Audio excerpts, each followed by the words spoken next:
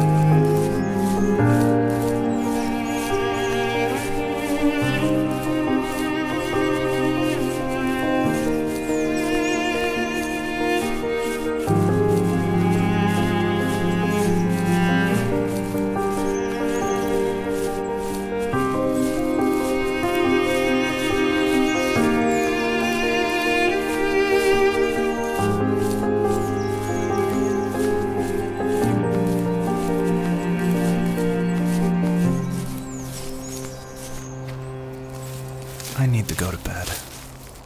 I just can't talk about this anymore. Good night.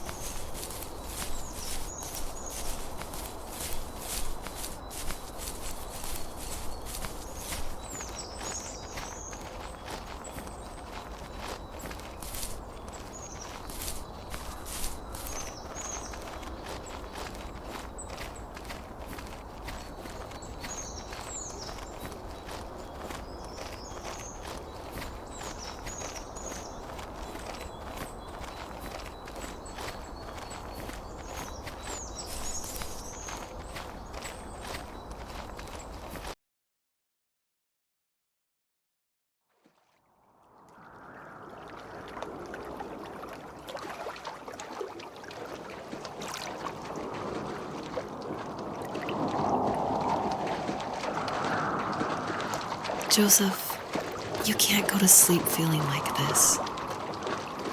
I'm sorry for everything, and I know you need space, but I'm here for you. You don't need to feel so lost. Joseph, have I ever told you what my mother was like?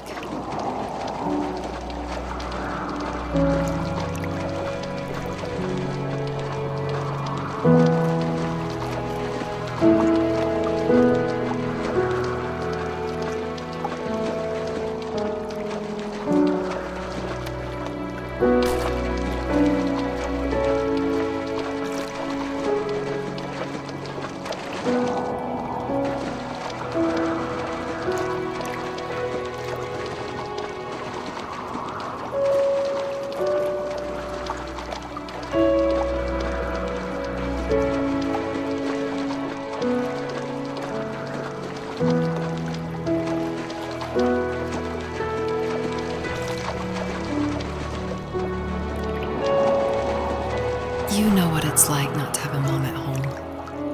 And you know how hard that made my childhood. What helped me was watching the birds in the morning before the school bus came. I thought that my mother was one of those birds, and it made me want to be free like her. My mom taught me how to fold origami cranes while she was in the hospital.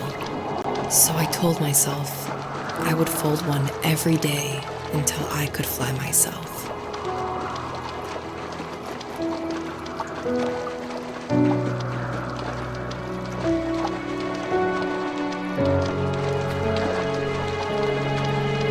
I think we both have always loved animals, and for me that love started with a dog. Sometimes this Rottweiler would come up to our property line and wait at the fence for me, but only once in a while. I was sure to check every day immediately after school, and it usually ended in disappointment. I would even steal money from my passed-out dad just so I could buy these off-brand dog biscuits. Even when she did stop by, she never went beyond the fence. Why was she so scared? I think my dad was the opposite of your dad in almost every way, except he was in the military as well. He coped with alcohol of every kind. The trailer started falling apart, he got angry, and I withdrew. More and more I became the weird, quiet kid who made lots of origami birds and carried dog biscuits around.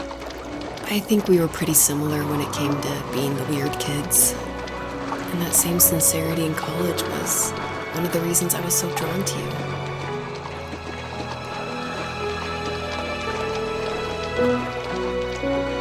Life got worse and worse, and at one point, I really didn't think I could survive another day with my soul still intact. I had no real friends, let alone neighbors, since we lived in the middle of nowhere. I should have talked to my teacher, but I was scared what he would do if he found out. As I waited for the school bus one morning, I walked around until I found something in an abandoned shed. Something I can't put into words.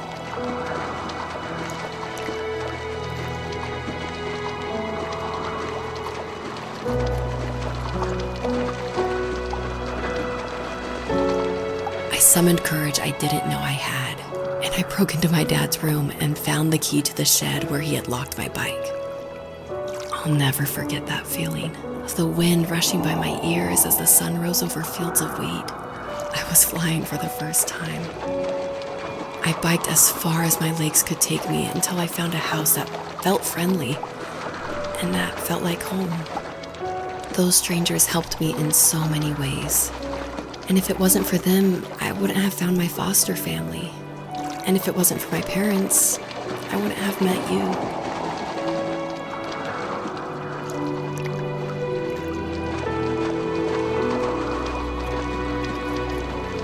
You have strength, Joseph, and you're not as alone as you think. It's all just so pointless, just waiting for life to happen. It's like having the home I always wanted is cursed out of my reach. The thought of being a parent myself, how could I do that when I couldn't even be a good son? I'm sorry, I know what you're saying. I just don't know how things will work out. These quiet hours will turn into years. We'll wonder which roads passed us by. Then we'll forge a new road together. Besides, I discovered for myself that one fateful morning where any hopeful road leads to. There may be thorns and mist, but it always leads to the same thing. And what's that?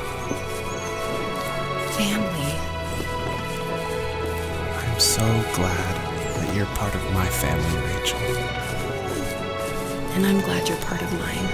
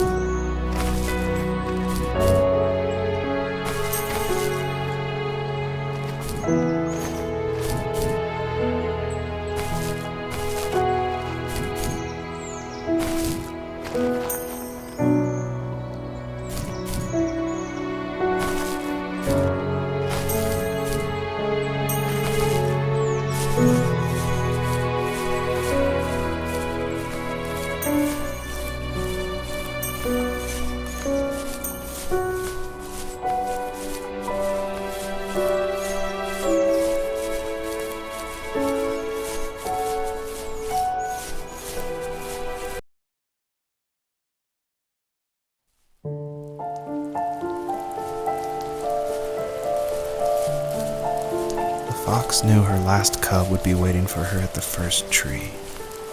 She was almost there. The rain cascaded onto the jade valley where the entrance to the tree was. Life was protected there, because that's where life began. It was now only a mother and a daughter left. Items from my life still dotted the ground as she moved closer to her destination and destiny.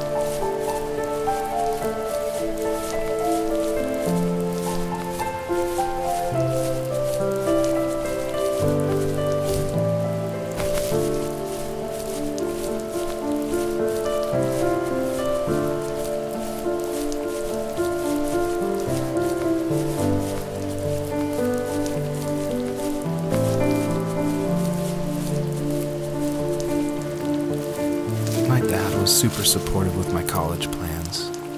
To a point. Things were okay until this terrible accident happened. I guess a forklift flipped over due to a bad axle, and it crushed one of the workers there. My dad didn't eat for days, even though he wasn't directly involved. It devastated him.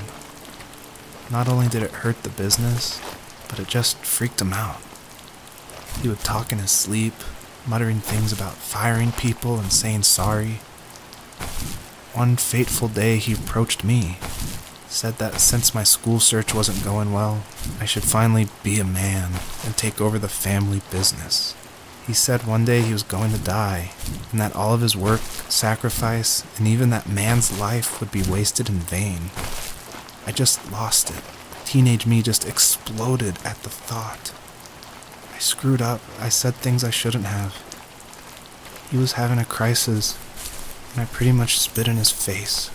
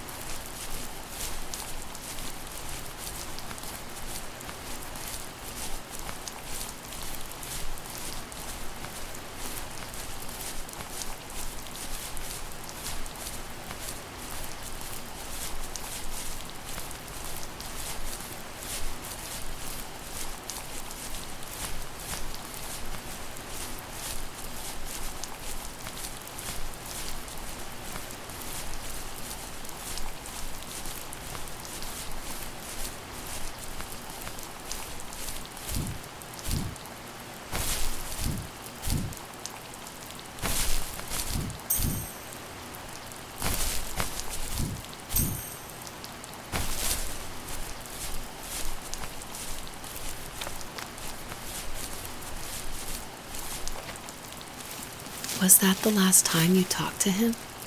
No, I called on holidays, and he would call on my birthday. I guess we acted like nothing ever happened, which was stupid. Didn't want to ask about his lumberyard, and I'm sure he didn't want to ask about my job search. I never went back and visited. I think the last conversation we had was about what movies we had seen and what exactly a best boy is in the credits. I thought he would be here so much longer.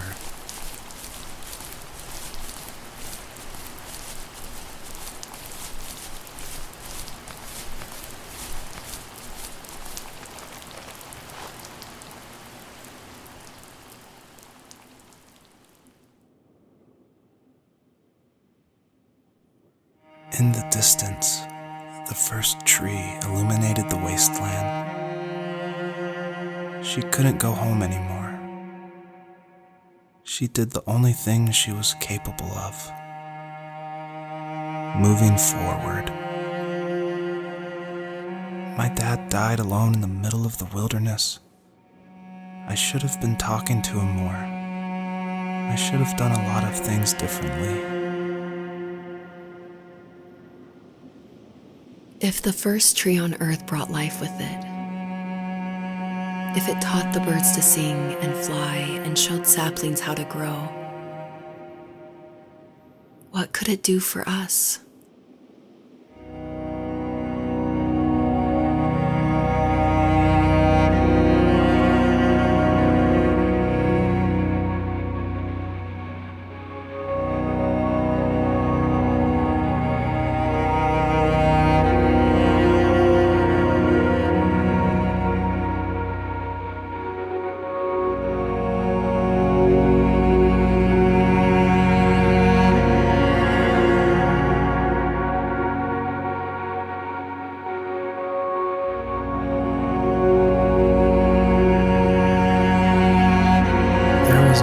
Received yesterday from a name I didn't recognize, with a quote I can't stop thinking about.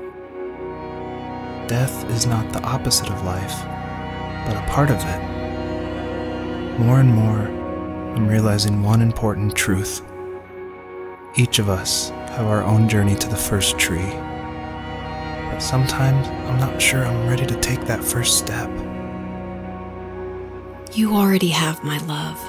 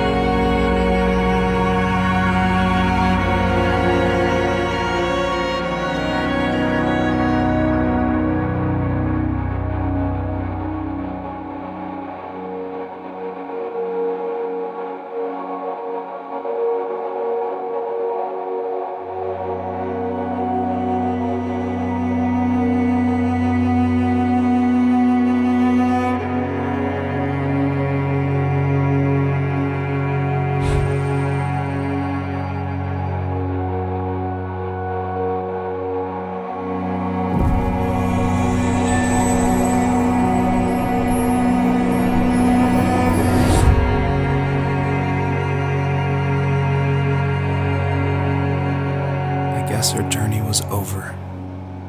But I have no idea. It was only a dream, a distraction from tomorrow. I don't think dreams normally bring back to memory so many important feelings. Maybe it was just a dream, but it was also a gift. Yeah, I suppose. But tomorrow we're getting on a plane to the last place on Earth I want to be. The only person that would have made the trip worth it is gone. You're going to see him and be with him one last time before you say goodbye. I have one last quote for you by Emerson, sealed in an imaginary letter from me to you. It is the secret of the world that all things subsist and do not die, but only retire a little from sight and afterward return again. Go to sleep, my love. We have a big day tomorrow, but I'll be there with you every step of the way. Thank you. Thanks for listening. Good night, Rachel. Good night, Joseph.